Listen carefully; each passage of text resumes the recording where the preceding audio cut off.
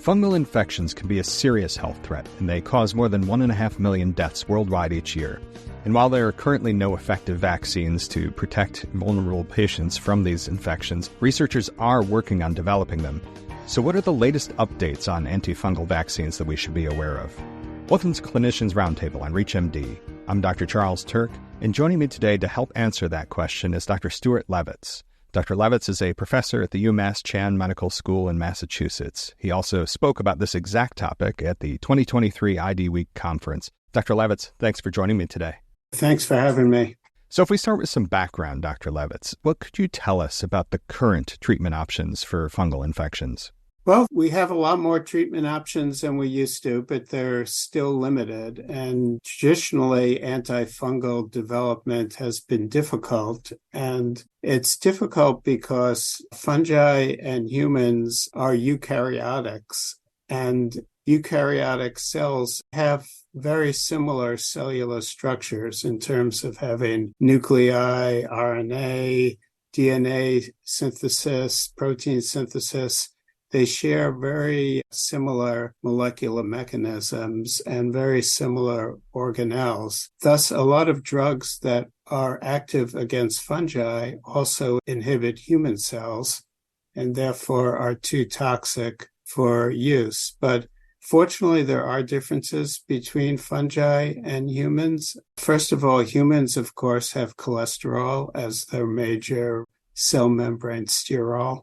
Fungi, on the other hand, have ergosterol, and targeting ergosterol pathways, such as with the azole class of antifungal drugs or with terbinafine, that inhibits ergosterol synthesis and can inhibit and even sometimes kill the fungal cell. Amphotericin B is a fungicidal drug that directly targets ergosterol.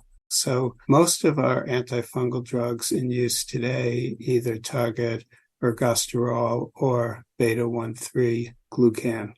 And what are some challenges clinicians run into when treating fungal infections? Well, I think, first of all, diagnosis can be very difficult. Fungi grow slower than most bacteria. Sometimes you need special media in order to grow fungi.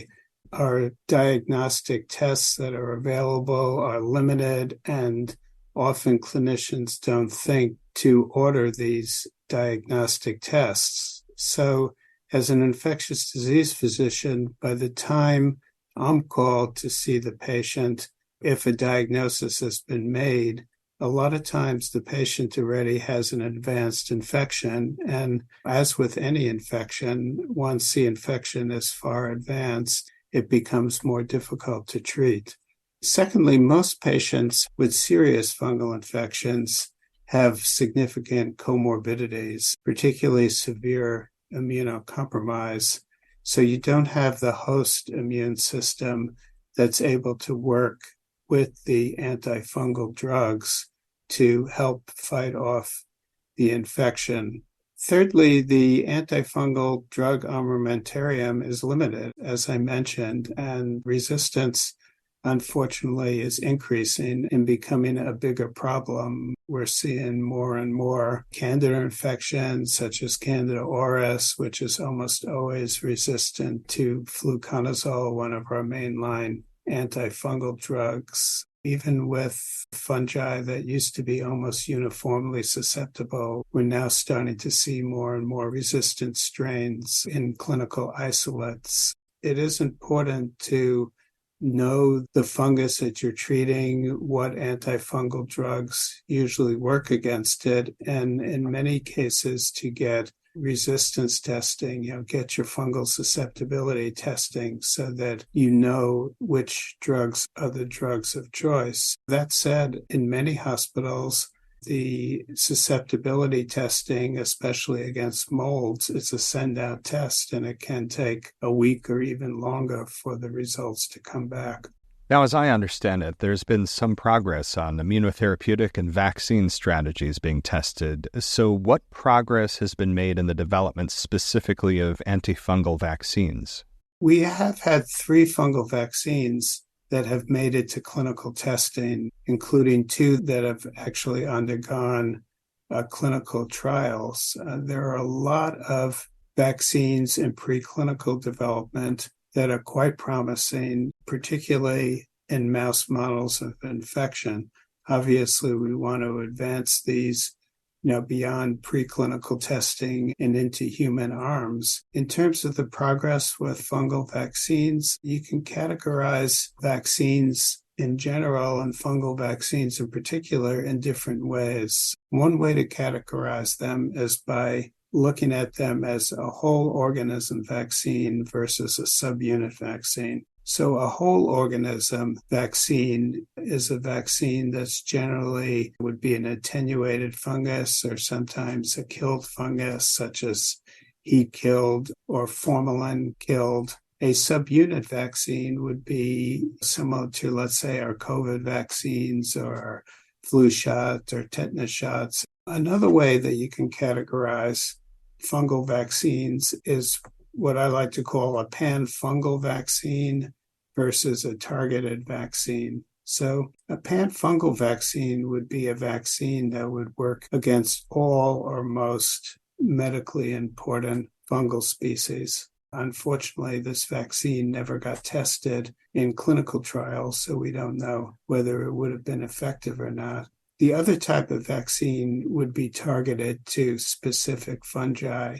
So, for example, there are vaccines that are being developed against a fungal infection called coccidioidomycosis, and that's a fungal infection that's endemic to certain regions, mostly in North America, for instance, in the United States, in the Southwest, and parts of California. So this type of vaccine would be administered to people who live in endemic areas, especially people that might be at higher risk of developing severe disease. The last thing I'd like to highlight in terms of progress is that there's been remarkable advances in adjuvant development with newer adjuvants that promote stronger immune responses and also adjuvants that direct immune responses not only toward antibody responses, but also toward T-cell responses. And without getting too much into the weeds of immunology, T-cell responses are very important for controlling many of the fungal infections that we see in our patients. For those just tuning in, you're listening to Clinicians Roundtable on ReachMD. I'm Dr. Charles Turck, and I'm speaking with Dr. Stuart Levitz about the latest updates on antifungal vaccines. So given everything we've discussed so far, Dr. Levitz, what are the challenges in getting an antifungal vaccine developed and approved? There are both medical challenges or scientific challenges, I should say, and then there are logistical challenges. I think the number one scientific challenge is that most patients with severe fungal infections, systemic fungal infections, I'm not talking about athlete's foot or jock itch or those sorts of fungal infections, let's say cryptococcosis in somebody with AIDS or aspergillosis in somebody who has profound neutropenia from leukemia treatment. For immunocompromised populations, vaccines generally don't work as well. So a big challenge is getting vaccines that elicit enough immunity that they're going to work in immunocompromised individuals. The other real issue is that even with the increased numbers of fungal cases, the target population is relatively small.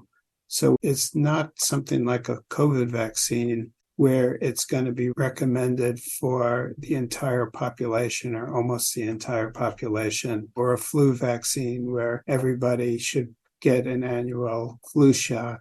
You're talking about a relatively small target population. Clinical trials are very expensive, and follow-up to demonstrate efficacy can take years. The COVID vaccine, within a few months, we knew that it was a protective vaccine. But for a vaccine against fungal infections that may take years, before developing, you would have to have a large patient population that would be followed for a long period of time. So for this reason and others, vaccine manufacturers often view fungal vaccines as products that are unlikely to be profitable and that would be difficult to study. Now, if we look ahead for just a moment, where do you see the future of antifungal vaccines going? I follow the fungal vaccine literature and the vaccine literature in general very closely, and there are a lot of promising vaccines that are close to being ready for at least phase 1 clinical trials. And as I mentioned before, there have been a few vaccines that have actually been tested in humans with promising results. I see fungal infections increasing as our immunocompromised population, our at-risk population increases. So I think with that increased need, I'm hopeful that companies will be willing to take chances on at least the most promising of the vaccines and that we can get some of them tested in human clinical trials. Well, this is such an important topic and timely as well. And I want to thank my guest, Dr. Stuart Levitz, for sharing his valuable insights with us today. Dr. Levitz, it was a pleasure speaking with you. Okay, thank you. For ReachMD, I'm Dr. Charles Turck. To access this and other episodes in our series, visit Clinicians Roundtable on ReachMD.com, where you can be part of the knowledge. Thanks for listening.